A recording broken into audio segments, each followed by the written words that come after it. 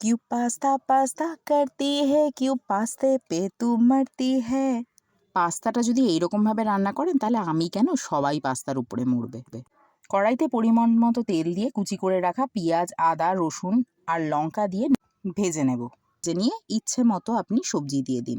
আমি এখানে গাজর বিনস ব্যবহার করেছি এবং এটাকে একটু লম্বা লম্বাভাবেই কেটে নিয়েছি।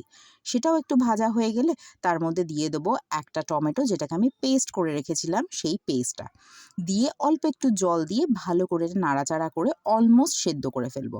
তারপরে একে একে দিয়ে দেবো tomato sauce, soya sauce, chilli sauce, vinegar, perfect combination.